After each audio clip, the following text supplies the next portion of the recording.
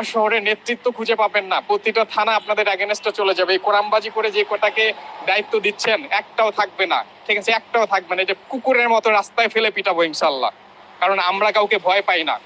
NCP কারো বাপের না, এনসিপি তৈরি করেছি আমরা, জন্ম দিয়েছি আমরা। হয়েছে শিশির আজকে ঢাকা মহানগর উত্তরের।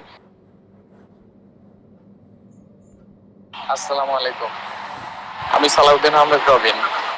আমি আপনাদের অনেকের কাছে পরিচিত, আবার অনেকের কাছে পরিচিত না। আমি আজকে কিছু কথা না বলেই পারছি না। জাতীয় নাগরিক কমিটি যখন ঘোষণা হয়, সেই শুরু থেকে পার্টির প্রথম প্রোগ্রাম থেকে আজ অবধি আছি, দলের হয়ে কাজ করেছি। আসসালামু আলাইকুম, আমি সালাউদ্দিন আহমেদ রবিন। আমি আপনাদের অনেকের কাছে পরিচিত, আবার অনেকের কাছে পরিচিত না। আমি আজকে কিছু কথা না বলেই পারছি না। জাতীয় নাগরিক কমিটি যখন ঘোষণা হয়, সেই শুরু থেকে পার্টির প্রথম প্রোগ্রাম থেকে আজ অবধি আছি, দলের হয়ে কাজ করেছি। রাজপথে সবসময় সক্রিয় ছিলাম। যারা আমাকে চিনেন জানেন, সবাই জানেন বিষয়টা। আমি আজকে খুবই মর্মাহত। আমি গত 1-1.5 মাস ধরে কার্যালয়ে যাওয়াটা খুব কমিয়ে দিয়েছি, যেখানে নিয়মিতভাবে যেতাম। কারণ হলো, আমাদের ঢাকা মহানগর উত্তর এবং দক্ষিণ নিয়ে আমাদের কিছু চাওয়া পাওয়া ছিল, যারা আমরা শুরু থেকে কাজ করেছি, যাদেরকে অবহেলা করে যাচ্ছে, যাদেরকে কথা বলার কোনো স্পেস দিচ্ছে না, যাদের যোগ্যতা থাকা সত্ত্বেও তাদের মূল্যায়ন করা হচ্ছে না, অবমূল্যায়ন করে যাচ্ছে। আমরা যারা 24-এ সত্যিকারের যোদ্ধা, তাদেরকে সাইড করে দিয়ে কোরআনবাজির রাজনীতি করে যাচ্ছে কয়েকটা গ্রুপ। সেটা আমাদের নীতি নির্ধারক যারা আছে, তারা কতটুকু জানেন, কতটুকু বুঝেন, কতটুকু অবগত, আমার বোধগম্য নয়। আমি আজকে বলতে বাধ্য হচ্ছি, শিশির গ্রুপ, আমাদের নিজাম গ্রুপ, শাহরিয়ার গ্রুপ, আকরাম গ্রুপ, এরা আমাদের এনসিপিটাকে ডুবিয়ে দিচ্ছে। মহানগরের নেতৃত্বে যারা আছে সবাইকে অতিষ্ঠ করে দিয়েছে। ওই গুটি কয়েক 4টা লোক তাদের কোরআনবাজি প্রতিরোধ থানায় করেছে, যেখানে হাতিরঝিল থানা বাংলাদেশে 2য় থানা হিসেবে ছিল এনসিপির জন্য, নাগরিক কমিটির জন্য 2nd থানা ছিল ঢাকার মধ্যে। ডিক্লেয়ার করা হয়েছিল, আমরা করে দিয়েছিলাম সাজিয়ে গুছিয়ে, আমি, রায়হান ভাই, নাসির ভাই।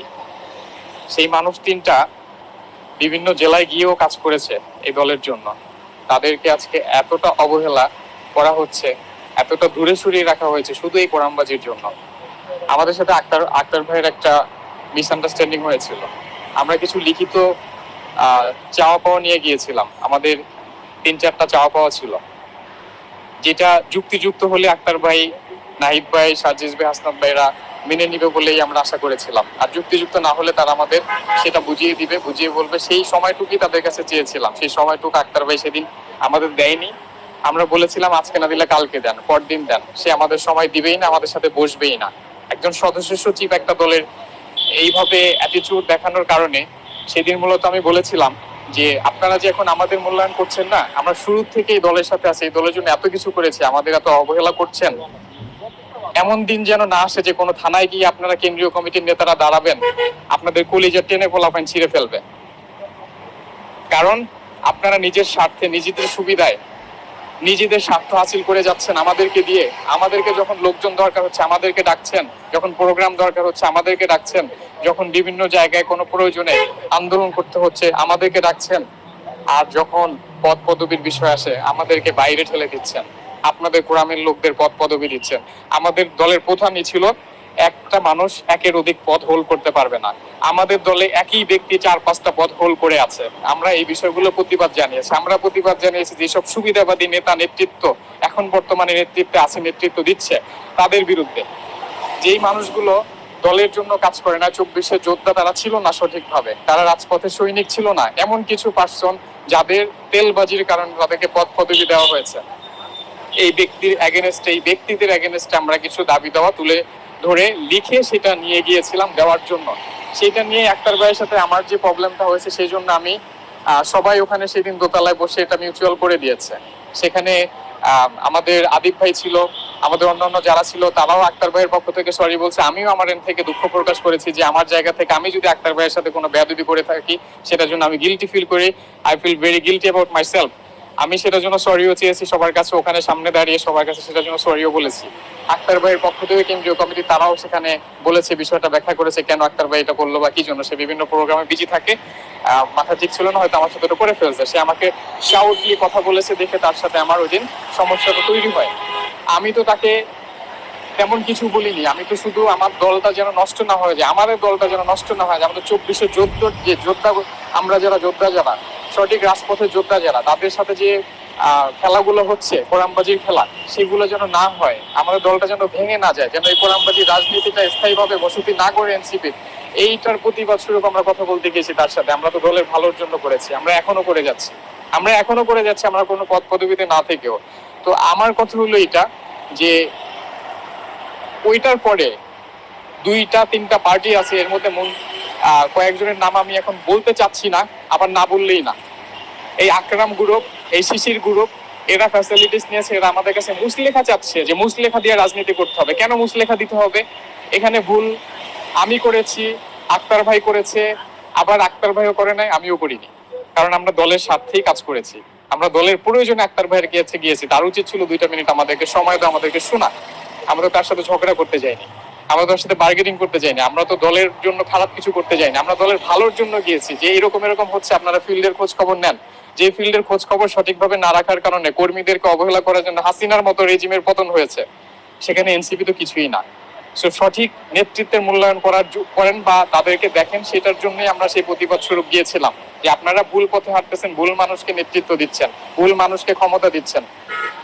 তো এগুলো বলা, আমরা তো তার সাথে ঝগড়া করতে যাইনি, আমরা তার সাথে বার্গেনিং করতে যাইনি, আমরা তো দলের জন্য খারাপ কিছু করতে যাইনি, আমরা দলের ভালোর জন্য গিয়েছি। যে এরকম হচ্ছে, আপনারা ফিল্ডের খোঁজ খবর নেন, যে ফিল্ডের খোঁজ খবর সঠিকভাবে না রাখার কারণে কর্মীদেরকে অবহেলা করার জন্য হাসিনার মতো রেজিমের পতন হয়েছে, সেখানে এনসিপি তো কিছুই না। সঠিক নেতৃত্বের মূল্যায়ন করেন বা তাদেরকে দেখেন, সেটার জন্যই আমরা সেই প্রতিবাদ স্বরূপ গিয়েছিলাম যে আপনারা ভুল পথে হাঁটতেছেন, ভুল মানুষকে নেতৃত্ব দিচ্ছেন, ভুল মানুষকে ক্ষমতা দিচ্ছেন। তো এগুলো বলার জন্য আজকে কয়েকটা মাস ধরে ওই কোরামের লোকজন আমাদেরকে অবহেলা করে যাচ্ছে। কোথাও প্রোগ্রাম হলে আমাদেরকে বলছে না, যেখানে আমাদের ছাড়া কোনো প্রোগ্রাম চলতো না। এই শিশিরকে আমরা গুছিয়েছি, শিশিরকে আমরা তৈরি করে দিয়েছি। শিশিরের প্রতিটা প্রোগ্রাম সফল করার জন্য হাতিরঝিল থানার বিশেষ অবদান আছে। হাতিরঝিল থানা সবসময় লোক দিয়েছে, প্রচুর পরিমাণে সাপোর্ট দিয়েছে। শিশিরের প্রথম প্রোগ্রাম থেকে শুরু করে ভিআইপি গেস্ট 10 জন নিতে বলতেছে, আমি 7 জন, আমি রবিন 7 জন ভিআইপি গেস্ট নিয়ে গেছিলাম প্রথম প্রোগ্রামে গুলশানে যেটা হয়েছিল। কর্মশালা যে প্রোগ্রাম হয়েছে সেখানে আমি লোক দিয়েছি, ও কান্নাকাটি করছিল লোক নাই বলে, আমি সেখানে বৃষ্টির মধ্যে আমার লোক পাঠিয়ে দিয়েছি সেখানে, আমি না থাকতে পারলেও। সেই রবিন আমি। শিশির আজকে নেতা হয়েছে, শিশির আজকে পদ্মারি হয়েছে, শিশির আজকে ঢাকা মহানগর উত্তরের প্রধান সমন্বয়ক হয়েছে। হ্যাঁ, শিশির যে কাজটা করে যাচ্ছে, ওর কোরামের রাজনীতি করে যাচ্ছে, বিভিন্ন থানার মধ্যে বিশৃঙ্খলা তৈরি করে যাচ্ছে। আমাদের থানা থেকে রায়হান ভাই, আমি, নাসির ভাই, আমরা যেই মানুষগুলোকে পরিচয় করিয়েছি এনসিপির সাথে, যেখানে এখানে ওখানে নিয়ে গেছি যাদেরকে, সেই আপুদের, সেই ভাইদের ও কোরামবাজিতে ঢুকিয়ে ফেলছে, ও আমাদের থেকে সরিয়ে ফেলে ও নিজে কোরাম তৈরি করেছে। আমি এর তীব্র প্রতিবাদ জানাই, তীব্র নিন্দা জানাই, আমি ধিক্কার জানাই এই কোরামবাজির রাজনীতির উপরে। আমি আজকে এখানে কনভেনশন হলে এসেছিলাম, শহীদ আমাদের আবু সাইদ কনভেনশন হলে এখানে এসেছিলাম প্রোগ্রামে। সেখানে আমাকে ঢুকতে দেওয়া হয়নি, আমাকে বলা হয়েছে যে থানা কমিটির লোকজন এখানে এলাও না, যারা থানায় লিড দিচ্ছে তারা এখানে এলাও না। অথচ আমি দেখতে পাচ্ছি আমার সহকর্মীরা যারা শুরু থেকে রাজনীতি করে যাচ্ছে, যাদের পদ পদবি এখনো হয় নাই, তারা সবাই এখানে আছে। এমন মানুষ এখানে দেখছি যারা রাজনীতিতে আসছে কিছুদিন হলো, মাত্র কয়েক মাস হয়েছে এনসিপির সাথে জয়েন করেছে, তারাও এখানে ঢুকে বসে আছে। অথচ শাহরিয়ার সাহেব বলল যে এখানে কোনো থানা কমিটির লোকজন এলাও না।